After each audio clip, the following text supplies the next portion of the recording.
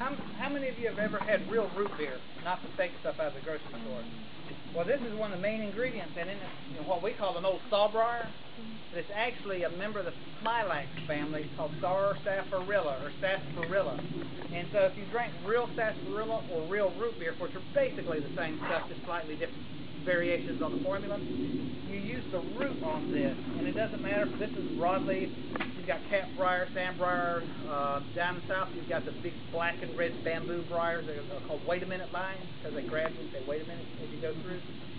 The root on this is a real hard, knobby rhizome that is sort of beige, a little bit brown and red in it, and if you cut it, as the air oxidizes the chemicals in it, the starch, it'll turn red, and that's where a lot of that red coloring in root beer and sarsaparilla came from.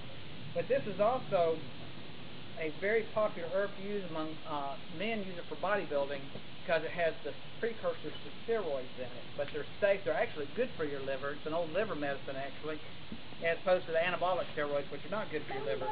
And it's roots that you use, and it's made into a tincture works best, but it'll also you can make a tea out of it. If you know somebody that smokes a briar pipe, that's the best pipe in the world to make a pipe from. Oh, hi, Mel. I made it. And what it is the root of this, because it's a real hard root, but you can carve it, and then it hardens and you make a pipe. It's called a briar pipe. And this is a very good herb to use for somebody with irritable bowel problems because of the steroid precursors, the early molecules that make up steroids. And you can use this with wild yam for the spasms that go along with it. And it used to be at one time a very popular herb for not only the liver but for arthritis because the steroids, the building blocks of the steroids are anti-inflammatory. And you can use any of the varieties of them. And the fruit on this looks like little clusters of grapes, and you can suck on those for a hoarse throat.